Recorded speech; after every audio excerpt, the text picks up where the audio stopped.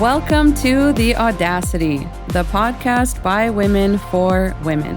I'm your host, Lisa, and you may know me from YouTube or TikTok. I go by YV Edit on there, and I make content for women. And today I'm joined by my two amazing, incredible, awe-inspiring co-hosts, the Sovereign Woman. Hi. And Gwen. Hey, you might know me as Quinveer from Twitter. And we started this podcast to educate and empower women to center themselves in a society that's constantly asking us to sacrifice ourselves. And we're so glad that you're here because it's more important now than ever. And in today's episode, our very first, we'd like to address why it's more important now than ever for women to take their power back and center themselves for a better future. All around the world, women are being forcefully oppressed for the benefit of men and society in general. And in this episode, we'll be covering issues like laws, movements, and social trends that have to do with women's oppression and liberation, the key threats facing women today. But before we get into all that, let's sit down and spill some tea in our hot tea segment, where each of us talks about something that's been on our mind this week. Now, we are recording our first episode just days after the 2024 election. And so the tea today is going to be pretty self-explanatory. So let's get into it. What are your thoughts on the election, ladies? We're fucked. Buy a gun. Yeah, literally. And a vibrator. Stay away from the men. Did y'all see those TSU picket signs that were standing outside? It was like a bunch of men and they were saying like, women are property. It's absolutely nuts how quickly the hateful rhetoric has like been given a chance to run and grow and like catch on fire. Yes. And I wanted to play a video for us to comment on that has been making the rounds on YouTube, Twitter, TikTok, and it's actually been taken down for quote unquote hate speech, but not before a bunch of men started repeating these kinds of sentiments and spreading them all over social media, trolling in women's comments, saying this stuff over and over again. So let's take a listen. Hey, bitch, we control your bodies.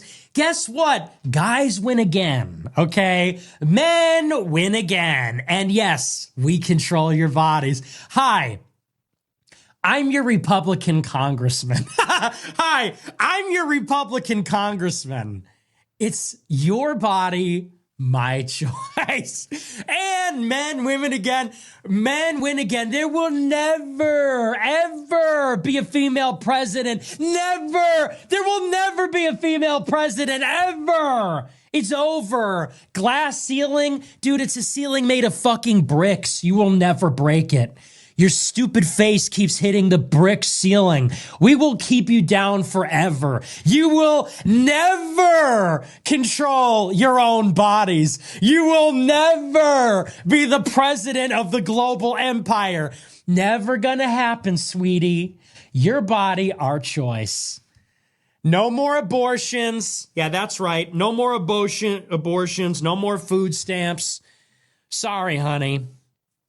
Project 2025 is back on the menu, and there's none of any of that. That's a man named Nick Fuentes, and he has been a part of the far-right movement on Twitter and obviously all over other social media as well. He's sort of like the very conservative white guy version of Andrew Tate, I guess. And he has been saying this kind of rhetoric for a long time. I believe there was other statements he's made before in the past that he's come under fire for. But basically, all of this is to threaten women and embolden men. Well, I love when they say the quiet part out loud, so we know who to avoid. Kind of glad that, yeah, they got microphones now to say it with their whole chest, so we know they mean it. Masks off. And I wanted to add to anybody out there who thinks that that's just a skit or he was just trying to go viral or it was satire or whatever, understand that every word out of his mouth is pretty much the thought process of all the guys who voted for women to lose their rights. So there's nothing about it that's a skit. Like that is literally how the men are thinking. That's literally why they voted the way that they did. So I just want to make that very clear. This is how they're thinking. And if you don't believe it, go ahead and read Project 2025 word for word and tell me that that's not exactly according to the plan. Like everything is going exactly according to plan. It's just going to take a few years, but they're in it for the long run. And I remember earlier this year when I first got on TikTok, people told me I was fear-mongering and I'm just spreading paranoia because I pointed out how when Roe versus Wade got overturned, there were so many people that swore up and down that we were being paranoid and that it wasn't going to happen. And I was like, look what happened. So this is not really fear-mongering or trying to, spread paranoia or anything. When I was trying to tell them this is just the beginning, the Roe versus Wade being overturned is just the beginning of stripping away women's rights. It's going to start there. It's not ending. It's literally beginning. And now look at us now. Later on in the year, we're one more step closer to losing another right and then another one. And it's going to continue until enough women feel emboldened enough or whatever to fight. And right now, y'all saw those polls. It was broken down by gender and race or whatever. Did y'all see that? Also education. Yeah. So the people with college degrees voted more democratically than people with less education who voted Republican.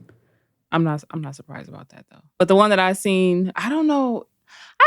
Were y'all shocked at all, or were you guys like kind of expecting that? I can specifically address the white women part because I made a video about this earlier today. And I think the most dangerous thing about white women and voting and stuff like that is the fact that they get to choose their allyship and who it's to. Like they're not automatically by default allies to women. They can be allies to whiteness. They can be allies to power. They can be allies to men in that way. And that connects them very directly to the white men that are in power. And so that's the reason why white women voted the way they did, because it's a shortcut for them in a lot of ways to the path of least resistance. And I went into this, further in my video, but it's a lot of it has to do with the entitlement to profiting off of other people's labor in general and like how whiteness is connected with that. Like white women would rather vote for the proximity to power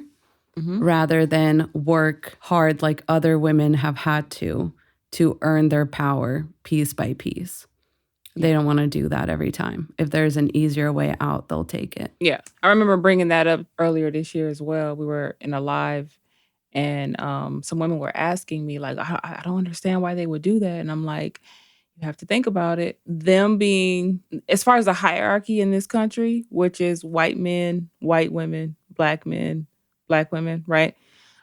They would prefer to be seen as the beauty standard or whatever. Like they have that power. They would choose to lose their so-called rights in order to stand by that power. And there's a lot of them too that don't feel like this is going to affect them either. That's because they think somebody's making a list of who voted. You know what I mean? That's the funniest part to me. It's like, do you guys, and the same thing goes to the Latinos for Trump. It's the same thing. It's the proximity to whiteness and wanting to vote in a way that you think will shield you somehow, but it won't because you're voting actively against your own interests.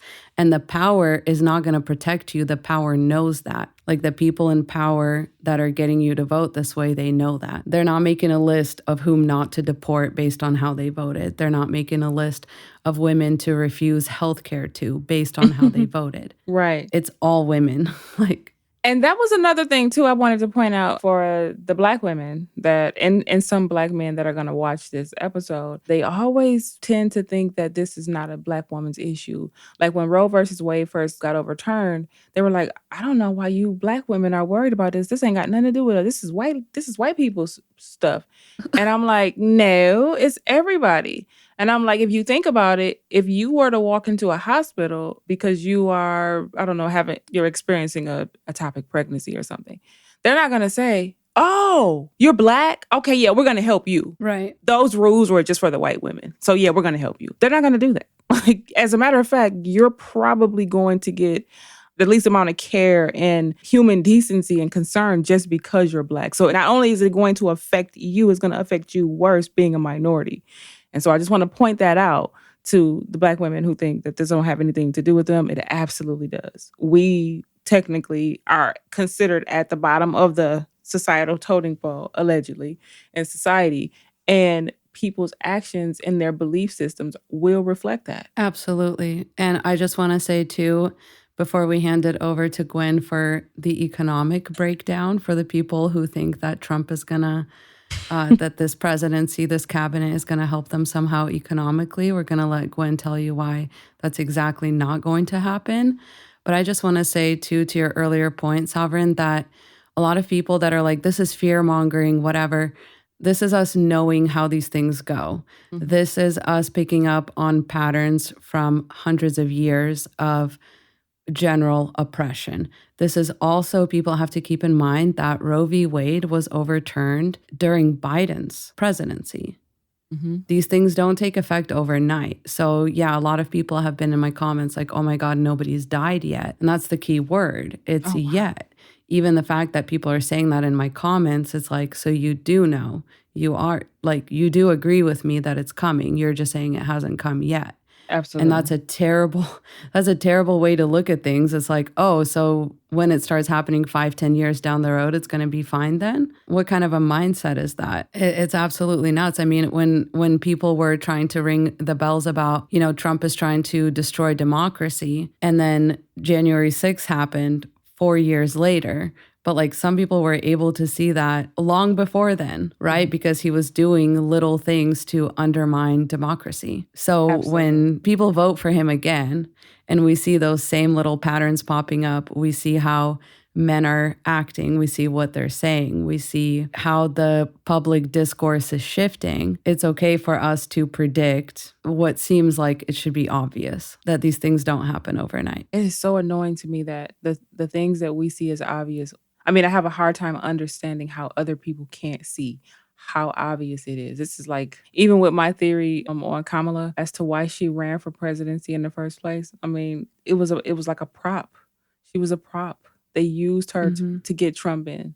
That's just my own theory. To me, that should be obvious. This country, I was literally talking about this on a live a couple months back, where I'm saying I just don't know if the country is ready to see a woman president. Everybody in the chat was like, no, I think we're ready, and blah, blah, blah. And I'm like, they were looking at it from a standpoint of, I'm ready.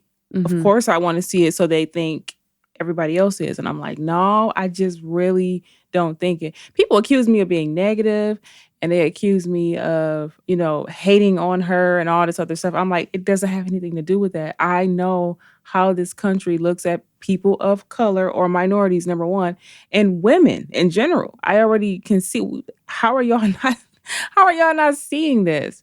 But they see it now, though. I would hope. Our worlds were just rocked the other day. So at the end of the day, like, you know, now you have to face the facts that what we were saying has been correct this whole time.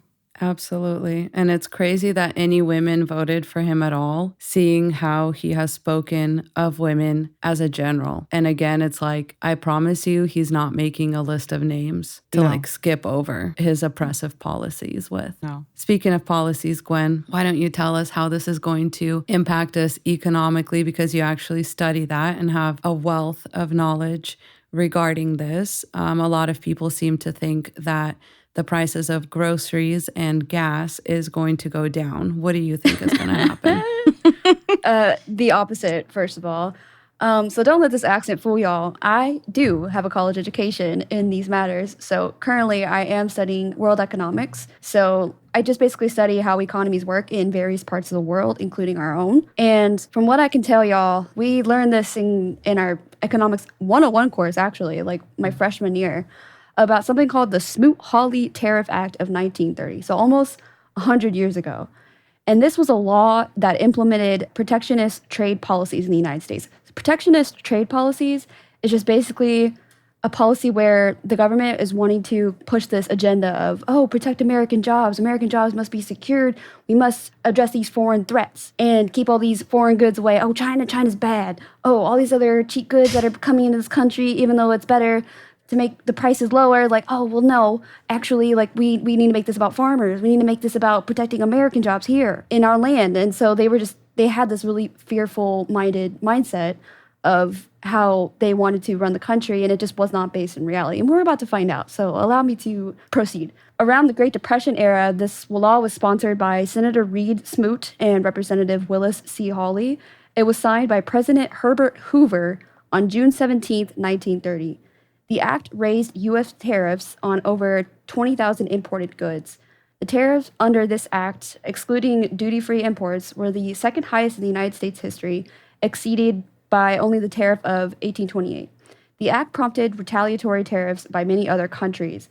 Retaliatory tariffs are basically like when a country sees how like there's a trade barrier happening and they're like kind of being petty about it, and they're like, oh, you're going to have a tariff? Well, we're going to have a tariff. So that's going to affect American exporting businesses. So when we try to export something over there, it's going to cost us. So that's just what that means. The act and tariffs imposed by America's trading partners in retaliation were major factors of the reduction of American exports and imports by 67% during the Great Depression. Wow.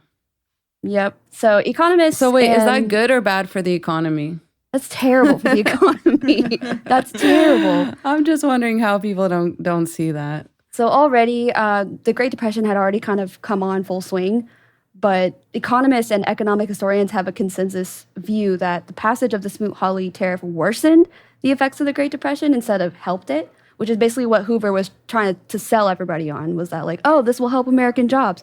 We're going to help save your jobs, farmers. We're going to help save your jobs, steel workers and people who manufacture cars.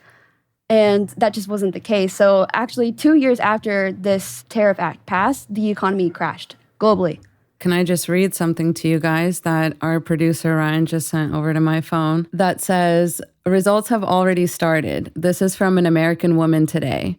My husband works for a small manufacturing company, and here in southwestern Pennsylvania, that means most employees are Trump voters.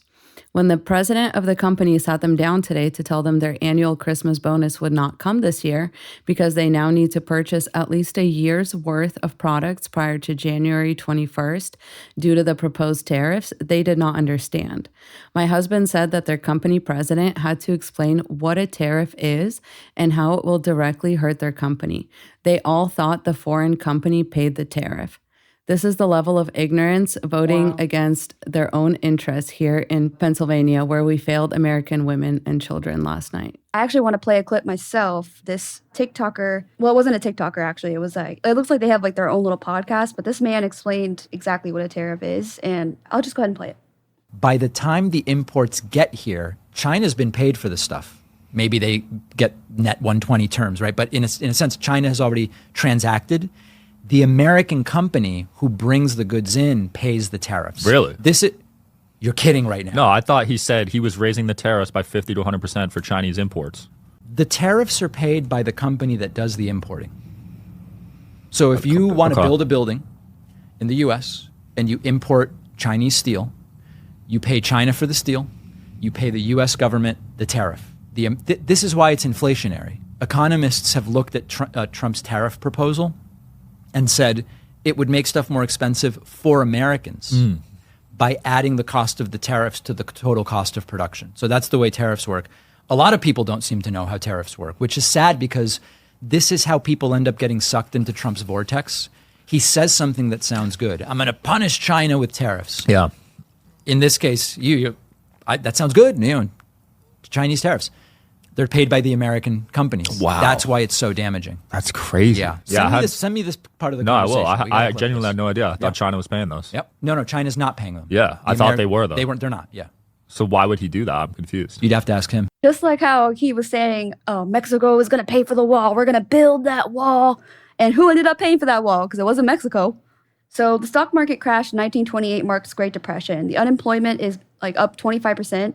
And by 1933, they didn't lower the interest rates or spend any money to stimulate the economy. They raised tariffs, reducing imports, and protect jobs. The Smoot-Hawley Act of 1930 raised tariffs by 53%. And I just want to let y'all know, Trump is raising that by 60%. So this might be the highest tariff we've had in U.S. history. So that's why it's damning. And actually, 20 world economists, Nobel economists, had released a letter begging people not to vote for Trump because something damning like this will happen. So the highest point in protectionism history. But other countries retaliated by raising their own tariffs against U.S., leading into a trade war. U.S. exports dropped by 2/3 in 2 years, which made everything worse for the whole globe. Wow. The 1928 Republican platform had President Hoover's dumbass remain firm on the high tariffs. He promised to help farmers and alleviate pressure from ongoing economic crisis. He was the most extra president, minus Trump, because he never vetoed the Smoot-Hawley Act. Even when Henry Ford warned him, Hoover really thought when stuff got back to normal, quote unquote, trade would resume. And by 1932, everything crashed. And this was actually Hoover's fault.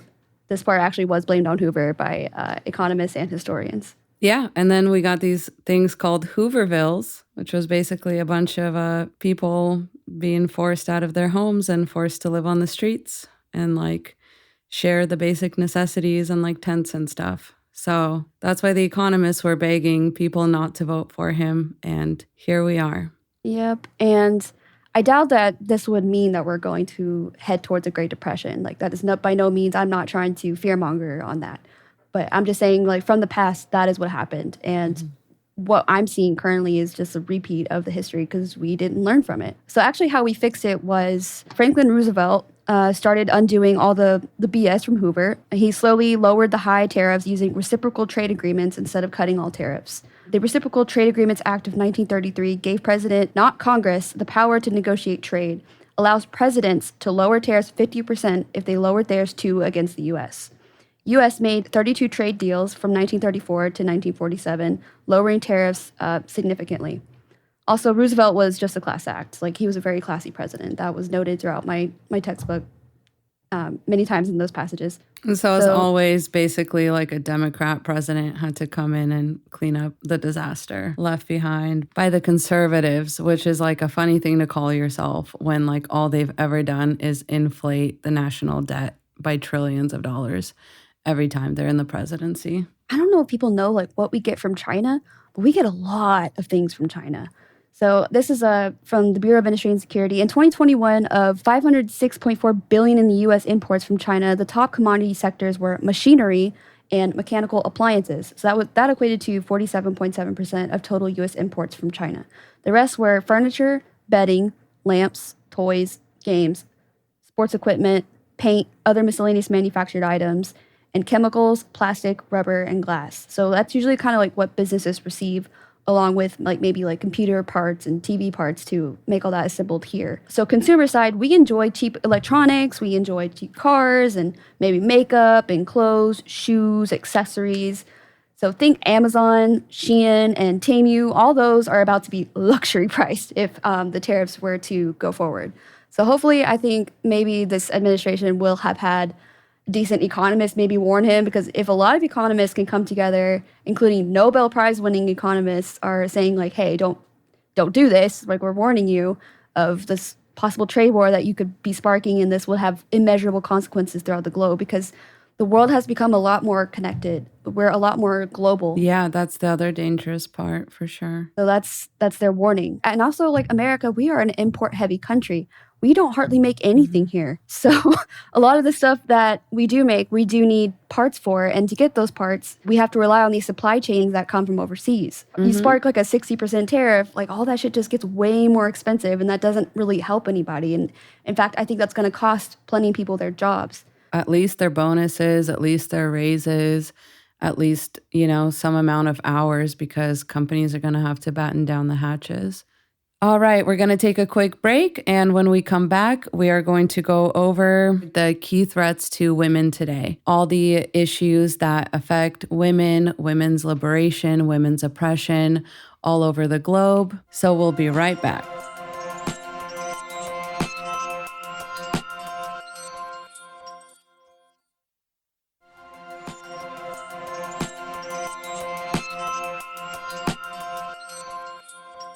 All right, Gwen, fired up. All right, women's issues around the world.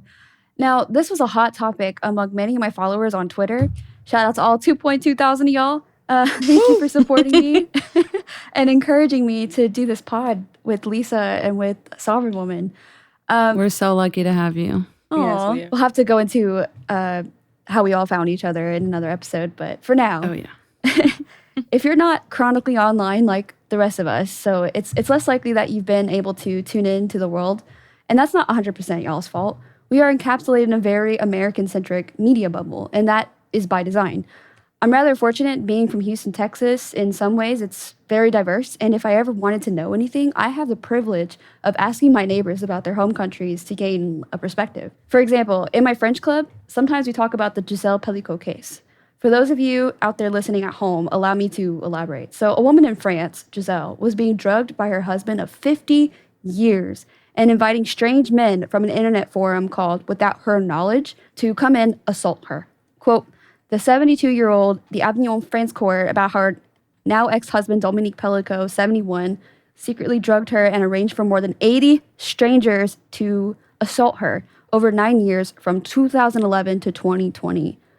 God, I can't even imagine. Dominique admitted to the mass rape and asked for forgiveness, while 50 of the suspected rapists are also standing trial. Giselle revealed that she had sought medical care after experiencing a wide range of concerning symptoms, including gynecological issues, hair loss, and most alarming for her, memory lapses. She feared she was developing Alzheimer's and even saw a specialist at her husband's encouragement. Like, this man is straight up gaslighting her. Oh my God. Instead, the memory loss came from her husband slipping drugs into her drinks. So this man was like gaslighting her at every doctor's appointment for the last 10 years of that woman's life. I can't imagine. Like, you think you're losing your mind, and like this whole time it's the man that is with you at these appointments, holding your hand and telling you he loves you and we're going to get through this together. And the whole time he's drugging you and doing God knows what. I'm trying to figure out, what did he get out of that? Was it to see her suffer? Was it like a kink? I really don't know. What was that? I really don't It's really hard to even try and come up with. Like, whatever it is, I actually don't want to know what it is. That level of hatred or... Like, did you hate me all 50 years we were married? Like, was that there the whole time, or like did it just spark all of a sudden and just...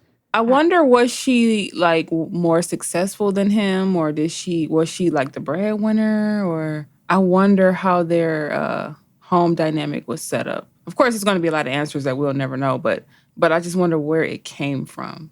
You know how we do the videos on social media, and they're like, these are the signs that your husband hates you, or that your boyfriend secretly hates you. You know, I just wonder, like, where that started. Like, what the hell? What would make him think of that, of all things? But it just makes you paranoid. The people who are covering those stories, you know, I always, like, take a Delta flight to the comment sections of every video. So I just went straight to the comment section. Me too. And everybody was saying, this is why I'm glad I'm single. Celibate 7 years, celibate 10 years. I'll never have to worry about this. Overwhelming. The amount of comments that women were just like, turn to their husbands and make sure their husbands wasn't doing, you know, it just makes you paranoid. But, and then her age, that was another thing. This woman's in her 70s. Right. Like, I can't imagine. Her whole entire life. To continue reading the article, it's plausible that the men thought they were dealing with a normal spouse who had an unusual kink. But here's the kicker. That means they also thought that husbands can grant access to their wives' bodies in France in the 21st century. That's the quiet part that nobody's saying out loud. I don't understand why. Even if they thought that this was like a kink or whatever, like, why wouldn't they confirm or like ask to have her explicit consent? No one thought to ask. Yeah. Men have been regarded as protectors and providers for God knows how long, when that's just never been the case. Like, the takeaway from this for hetero women is just how scary that is. Like, imagine being married to someone for 50 years, thinking you know this man, you trust him, you love him, and you wouldn't think that they're capable of this until you find yourself with memory lapses and positive STD tests, even up to your 70s. Like, this went on for not 1, not 2, not 3 years, but 10 years of this woman's life, and no one said a thing. Not one of those 50-plus men who raped her had raised any concern with the fact that she might not have been consenting to this. The husband, the husband even told these men not to smoke cigarettes or drink too much alcohol because the smell from their breath might be enough to snap her out of the drug-induced coma. That alone should have just been like a blaring red flag to anyone with a brain. They all knew that woman was unconscious. Yeah. Right? Like, what they were doing is just like, it was premeditated. And I don't understand like how that wasn't immediately like, oh shit, like maybe we shouldn't just be doing this. But I don't know, men are, I feel like if you're already doing stuff like this, you're already a very selfish person, and you don't really consider anybody beyond your own needs beyond that point. Even if this woman is probably like not even breathing because some drugs that are downers like that, they'll have you just knocked out and you have shallow breathing, and gosh, you're just in like, have you ever been induced for surgery? Yeah. It's probably something like that. And that's why this woman has no memory whatsoever. She's waking up and she's thinking like, oh, everything's fine. And all of a sudden, like, her vagina is just having problems and it's getting enough to where she needs to go see a doctor. And she's finding out I have all these STDs and she's wondering how this could happen. And actually, he was caught because he was filming women on the trains for upskirting. And somebody snatched his phone away and then went through it. And then they found all these videos of those men doing that to his wife. Oh, my God. Can you imagine? Wow. That's why I feel like it's not harmless when men just do stuff like film upskirt videos. Like, it's like a gateway somewhere. And I want to say it's like porn or whatever that might have been like the gateway to like doing all these other violent acts to women, because it almost prepares it for you. Like, it tricks your brain into just needing this stimulation of watching women being punished or tortured or slapped around, beat, choked, hit, all this other stuff. And if anybody doubts that, just know that at this point, Americans have introduced 2 different subsets of men who have never seen porn before to porn. And one was like a remote tribe, and the other, and I should say they introduced them to the internet. And one was a remote tribe out somewhere, I don't know. And the other was a group of like North Korean soldiers. And immediately all the men got addicted to porn. no. Because that's how much it hijacks your brain. It is that addictive. So to any like American or Western or whatever, people thinking that, porn is like a harmless pastime, it is a very powerful drug, actually. So the trial is still ongoing for her, but I feel like not all hope was lost in that, because French courts are now, for the first time ever, about to redefine non-consensual sex as rape. And you would think by now we would have had that, but in 2024, nothing kind of surprises me anymore, especially when it comes to women and the violence that we've had to go through and almost humiliate ourselves on the stand trying to explain that we were raped. And it doesn't matter like what we wore or what we were doing or why we might have deserved it. And it's always just been a humiliation ritual to go in front of your accuser and tell the world what he did. So Giselle Pellico was lauded as a hero across the globe, but especially in France for so many women, because she allowed these videos of these men raping her to go public, that every woman in France can see who these men are. Like, her famous quote is, "Shame must change sides." Oh, She's so real for that. Giselle Pellico, if you're listening, like, God bless you. That's amazing. And I could talk about the femicide rates around the world, but that might take up the whole episode. So misogyny is insidious because it's become invisible. In the West, people have mistakenly believed that it's all in the past after we got the right to vote, own a home, a bank account, a credit card. We made all this progress. And all these things I'm grateful for, but these were not granted to us by men. They were withheld. First of all, women had to fight tooth and claw to get everything that we have today, but I digress. The history of which is like a separate episode if we should get into all that. However, I have to remind my Western sisters that none of us are free until all of us are free. That includes the women in Afghanistan whose voices being heard are now considered illegal. The Taliban have recently ruled against women being heard singing, talking, or even whispering, not even in their own homes. If they can be heard, they can be killed. They cannot show even a centimeter of skin at the risk of death. They've become invisible, essentially, in their own communities, and the men, even the ones against the Taliban, have all just like sat on their hands and watched as all this has just unfolded over the last, 3 or 4 years. So these women and girls, they can't go to school, they can't listen to music or TV. They're married off probably as early as the age of 11 or 12. They're barely seen, but they're definitely not heard. That's the reality of an actual theocracy. Women become an object of possession. We think these things don't concern us here in America until they do, and they will. Religion is now in our government, so make no mistake about that.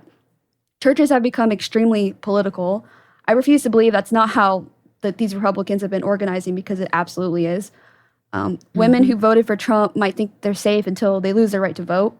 And make no mistake, that is now a possibility. So this article I pulled on October 30th on Newsweek, and many other media outlets reported, John McEntee, a political advisor who served in the Trump administration and co-founder of the conservative dating app, The Right Stuff, posted a video on X, formerly Twitter, on Monday in which he said, "So I guess they misunderstood. When we said we wanted male-only voting, we went MALE.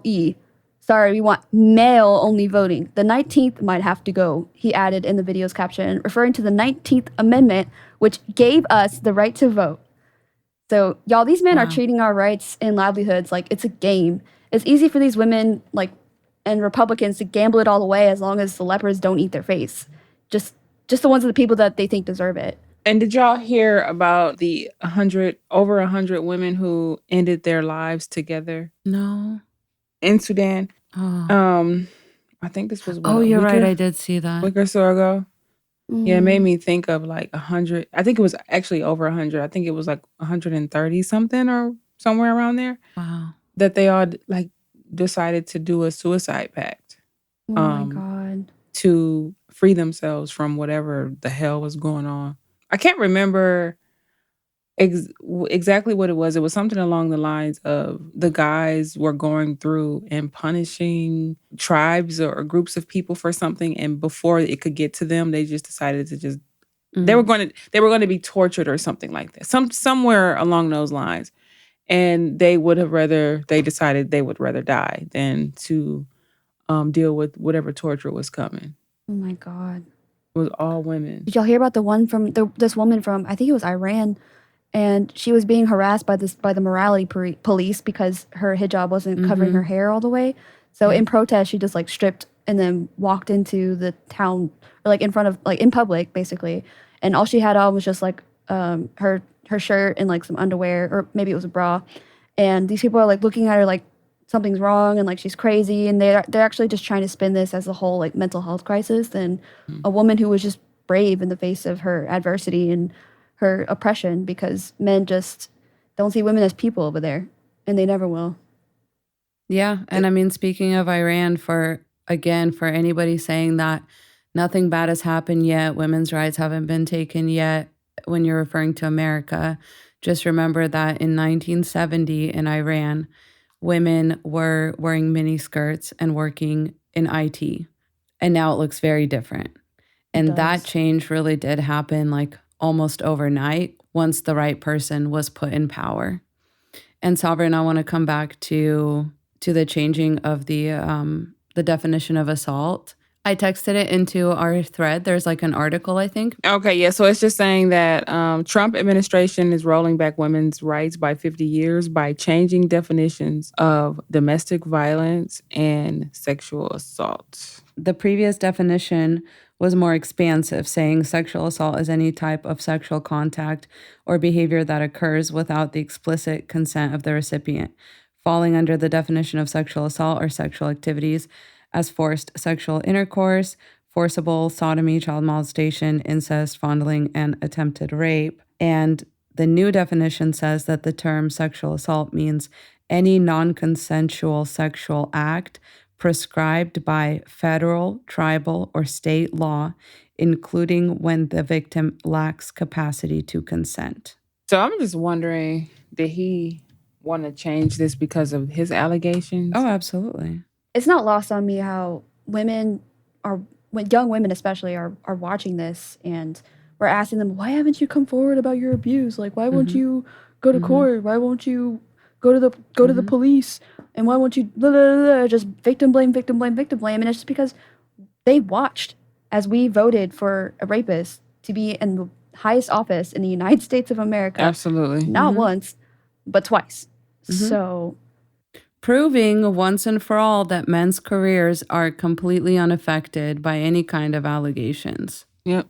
We can never say that again. False accusations ruin men's lives. We can never talk about cancel culture ever again. Yeah, that's over. I never want to hear that false accusations ruins men's lives. I really don't. Mm-hmm. They still sell out shows, and they Chris Brown still become leaders of the free world. And yeah, sit in the Oval Office. They book out shows at stadiums.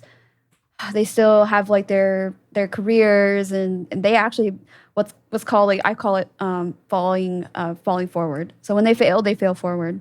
Failing upwards, yep. Failing upwards. All those people in Enron, after their arrest and they serve time, they're actually still back. They're back in the energy sector. Yeah, the man who gave Jeffrey Epstein his sweetheart deal was Trump's Secretary of State or something like that.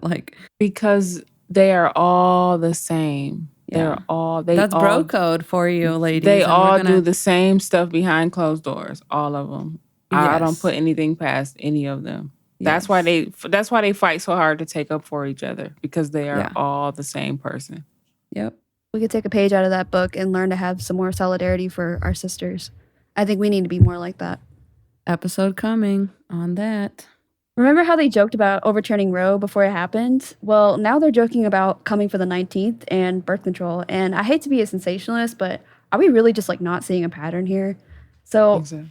misogyny isn't just a faraway concept of forcing women into private spheres and in existence like in the Middle East. It's regarding us as second-class citizens, even when other women are also the ones making the choice to inflict it on us too. So, and I love Houston, I do. But for the Republican women and third-party voters potentially listening in, I just have a question for you. How many women are going to have to die from preventable deaths in 2025 before you realize they will come for you too? How many Jocelyn Barnicas and Neva Cranes, and I apologize if I mispronounce their names, will it take for you to learn these archaic laws are just not pro-life? These young women of fertile age that y'all conservatives pretend to love, they died right here in my own city from painful and preventable deaths because these hospitals in what should be the greatest medical district in the world because of MD Anderson, these doctors had their hands just legally tied. Do y'all know what doctors here in Texas face up to 99 years in prison for carrying out an abortion and up to $100,000 fine? Both of those women should be and would be alive if this was really about pro-life and more than it was about just punishing women. I'm really not understanding how women aren't understanding the gravity of this. That's the part that's like really mind-boggling to me.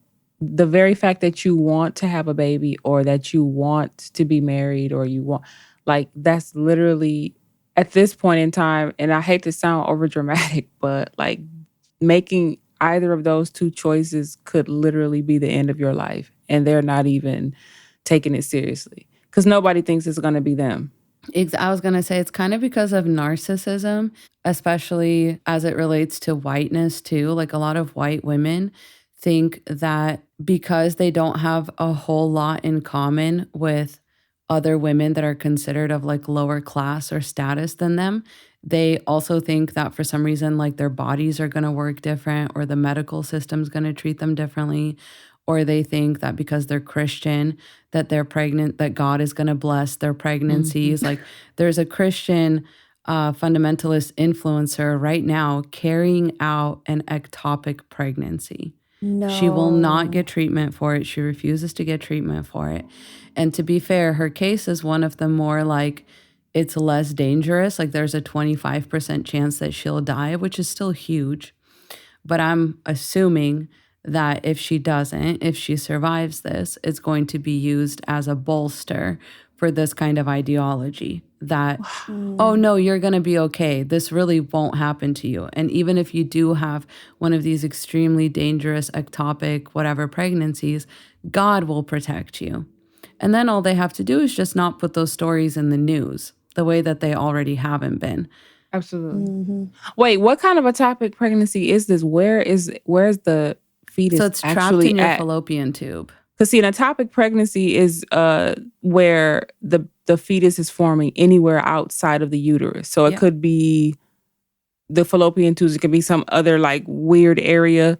So if it's in her fallopian tubes, yeah, she's dead. She's as good as dead, unfortunately. But I'm just wondering, you got to think about it. A fetus can't grow to its normal size inside of a fallopian tube. Right, like you're just going to become septic. She's going to rupture. Yeah. And she's going to become septic and she's going to die.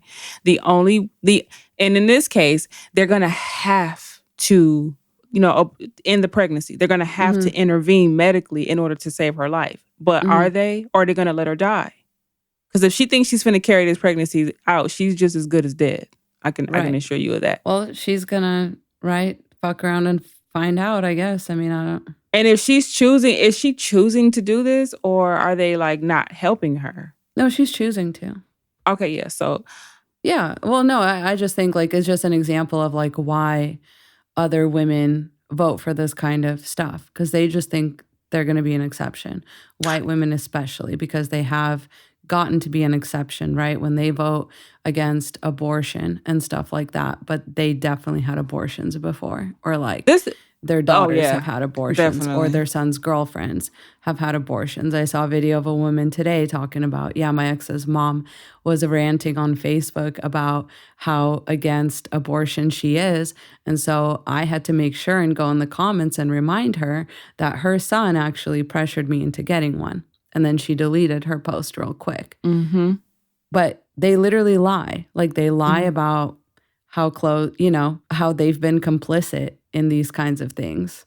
Yeah, I would always say that they're the main one, because I can't remember what the number was for the amount of abortions that we had in America every year. Something in the 90 million. I can't remember how much it was, but it was a very large number. And I'm assuming because it includes the like non-voluntary ones, right? I'm not sure. Okay. I don't know how they counted it.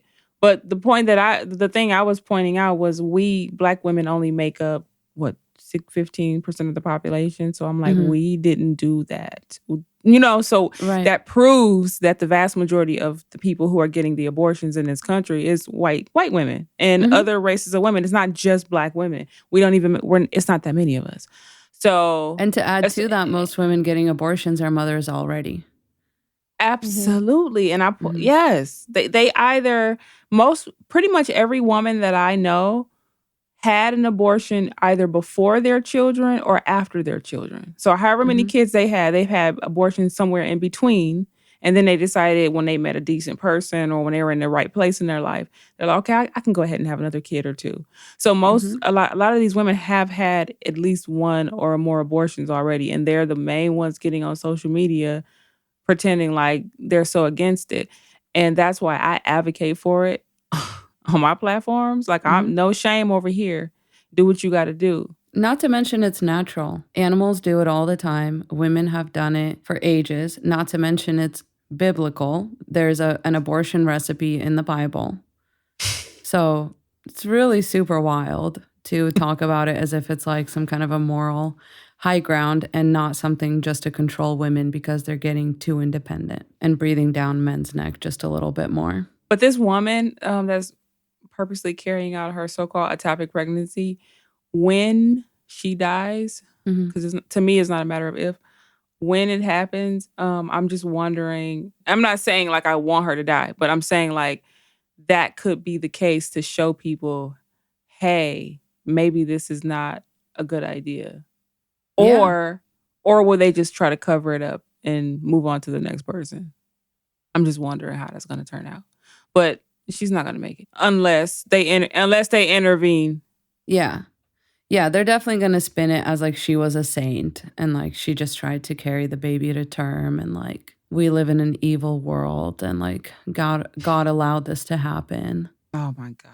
It's going to be a spin job for sure. God has a divine plan, right? Yeah. Yeah. So it's all part of God's divine plan. Oh my goodness. I can't believe how the most uneducated people are the ones pushing forward these narratives and making them laws. It's mind-boggling to me.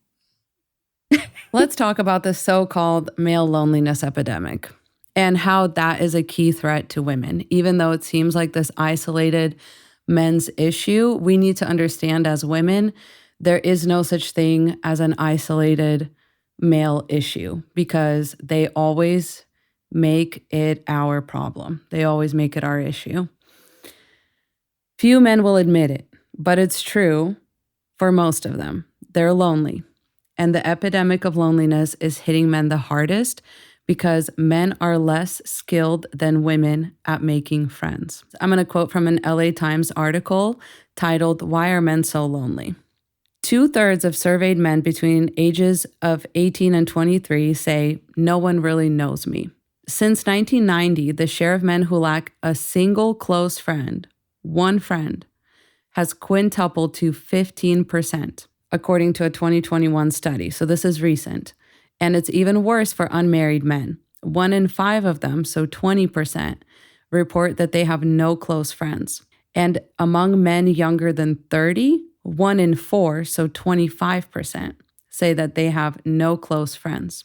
And a lot of, researchers have tried to attribute this to sort of the rise of pornography and video games and things like that. And these new influencers like Andrew Tate. But while that is part of the reason, there's another reason why boys are retreating into the manosphere.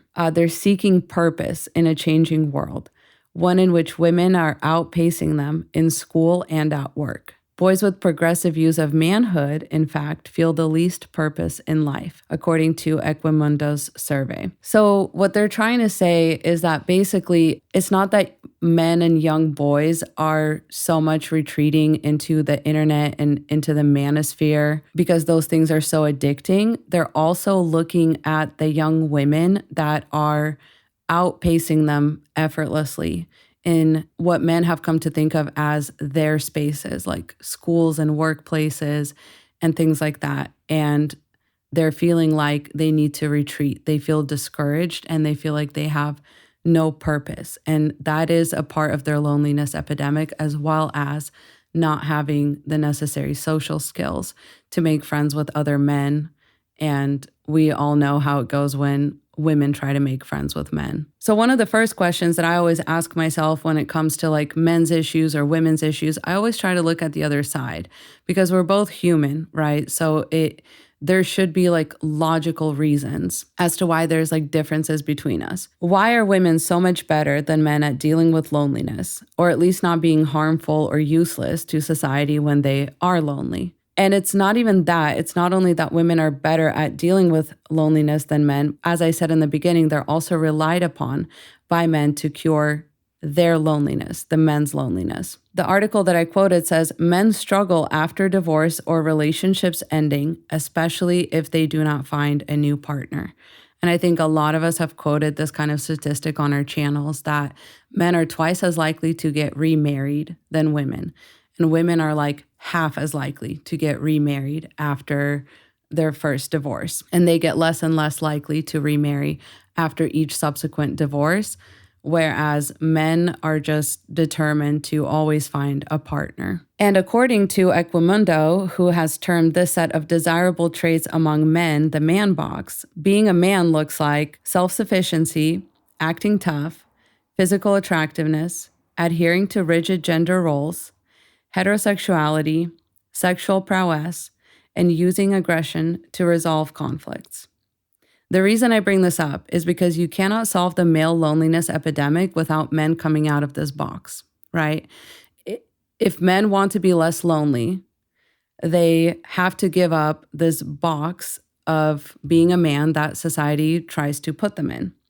Unfortunately, most men are so worried about giving up the privileges that this type of carrying on and pretending gives them, or they're afraid of being perceived as a woman, that they use their cowardice of breaking these social norms as an excuse to continue with the status quo. And because of that, nothing changes, and they only have themselves to blame. No matter how much they try to blame women instead, there's only so much we can do. It's up to the men to deconstruct their own harmful ideologies when it comes to gender and sexual norms, because they are the ones enforcing them on each other. The only thing they're trying not to be is women. They're not trying to not be lonely. They're trying to not be women. They don't want to open up emotionally to other men. They don't want to be vulnerable.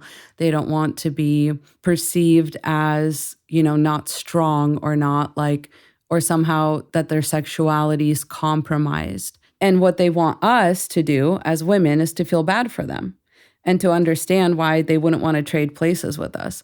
There's been so many proposed solutions to the male loneliness epidemic, like male-only therapy groups or chat or phone numbers that they can call into, and they don't use those resources. They just complain about how they don't like to do it or they just don't do it. And they want women to feel bad for them. And it's yeah, of course, we understand why you wouldn't want to be perceived as feminine or as women because we have been demonized so much. But they absolutely have to stop expecting us to solve their loneliness epidemic. The only way that you're not going to be lonely as a man is if you start acting like women. You can't have your cake and eat it too. women are only not lonely because they bond over things that men find embarrassing. They do the things that men are not willing to do.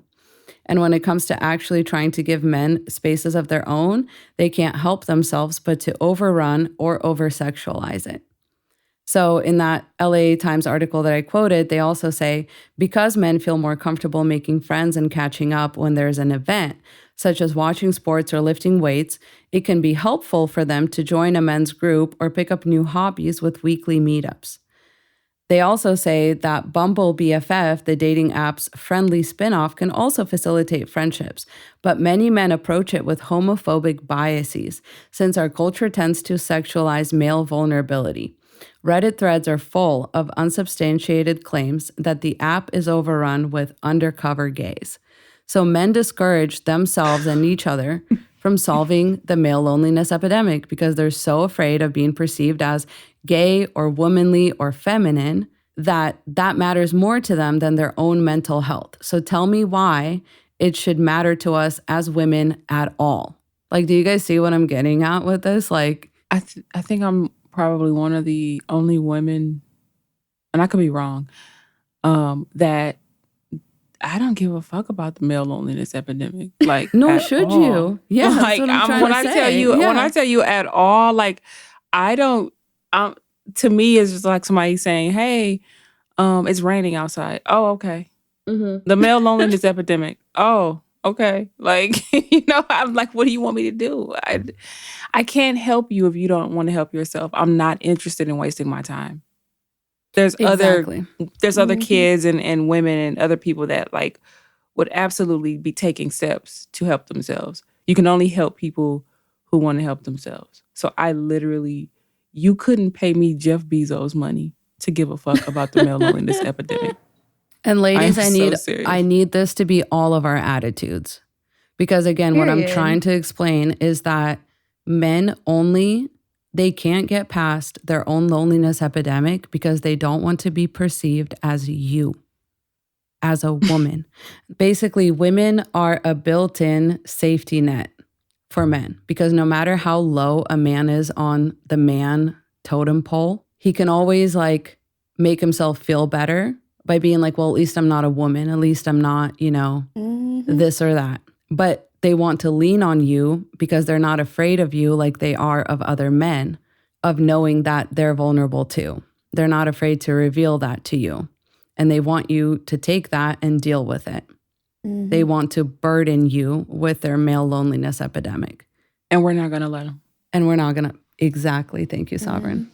Mm-hmm. So the reason that men don't have deep and meaningful relationships that would actually help them out of their deep loneliness is because they refuse to have those kinds of relationships. They only want to bond in the context of emotionally shallow things, as the article stated above, like sports or lifting weights. And they prefer to hang out in groups, which enforces more social norms and not less, right? Like the article said, they don't prefer to hang out one-on-one. Why not? That would help you solve the male loneliness epidemic. That would help you be vulnerable with another man one-on-one. But no, they want to hang out in a big group where they can all police each other and police their expressions of masculinity. And these kinds of hangouts tend to be less emotionally vulnerable and connected than hanging out one-on-one. And while those are fine ways to bond, like don't get me wrong, they aren't a substitute for actually speaking and being emotionally vulnerable with each other. This is also why men view sex as an acceptable solution to their loneliness when it's once again nothing more but validation from the man box, that sexual prowess part.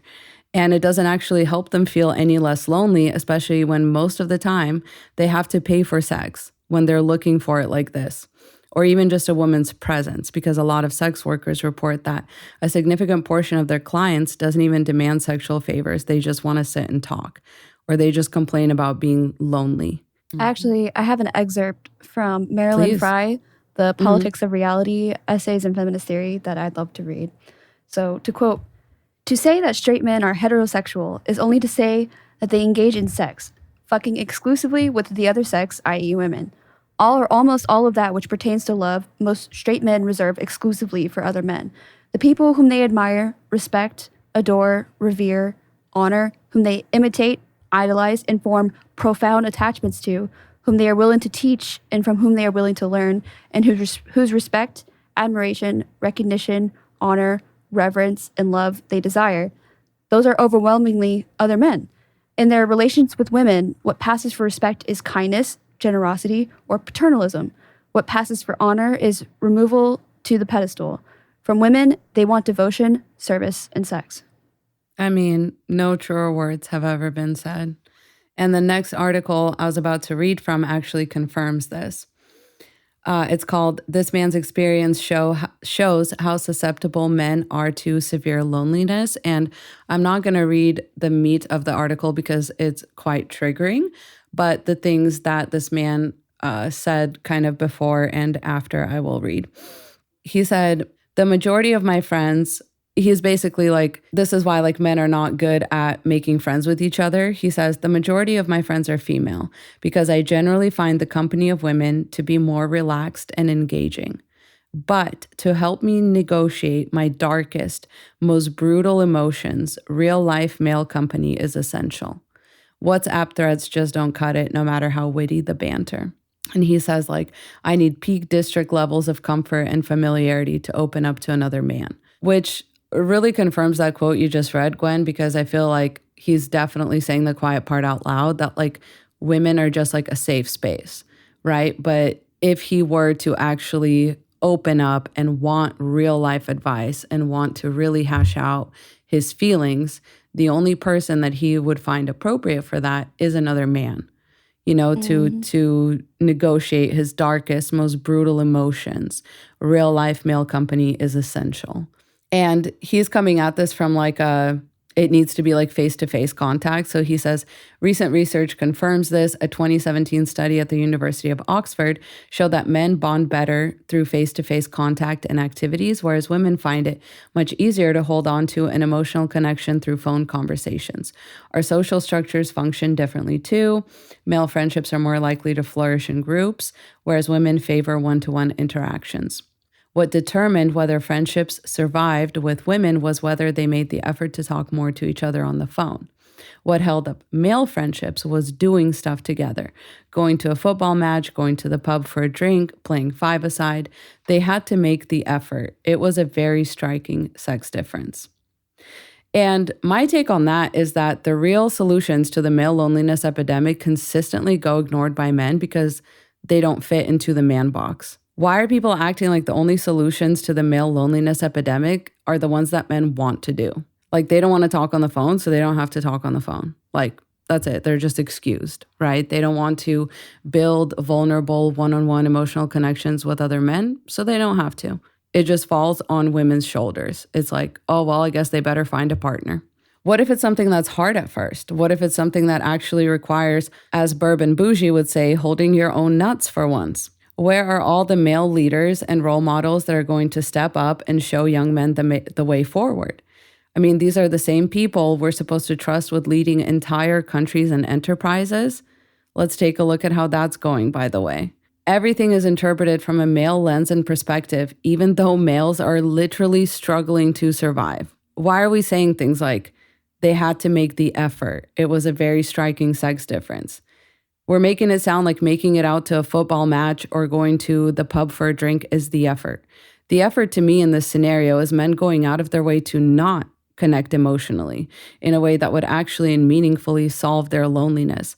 Having someone just a phone call away, like they say that women do, actually requires a lot more effort in the beginning stages of the relationship to build that out.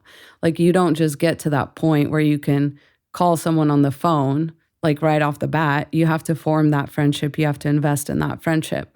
And instead, men just make pub plans every once in a blue moon and bond over things like drinking and sports and playing games that have nothing to do with your character of what you're actually going through in life. It requires being more vulnerable, also listening to someone else and picking up the phone when they call. And as women know that like we not only keep in touch over the phone, but like we also follow that up with action as well. Like if a woman friend calls you and says, oh, hey, I've been going through this and I have a surgery coming up and whatever, what are you as a woman going to do? like you're going to show up for her, right? You're going to send her a gift card. You're going to send her like an encouraging text, whatever. All of these things are actions. And do men ever do that for each other? Sure, but not the ones that are complaining about the loneliness epidemic. And the ones that do, like my dad, my husband, other men in my close circle, are the most happy, fulfilled, and satisfied individuals who also happen to not care what other men think of them, which is really what's holding men back from greatness, honestly, is just caring what other dusty loser men think about them. I always felt like that's something that you're supposed to grow out of, caring what people think to that magnitude. There's no cutoff age for that. I just don't get it. Like you literally will you'll be in your 30s, in your 40s, in your 50s, in your 60s, still doing the same shit, still caring what men think, especially if the men are not even doing anything with their lives. Why do you give a fuck?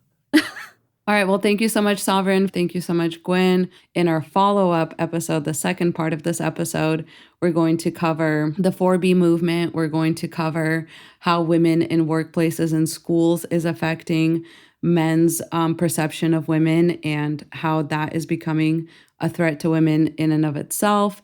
And we're going to cover why young men are turning conservative and fragile masculinity as a concept. In our future episodes as well, we hope to bring you a mailbag segment. So please write into mailbag@sirensound.co if you have any questions or any topics that you would like us to address on this show.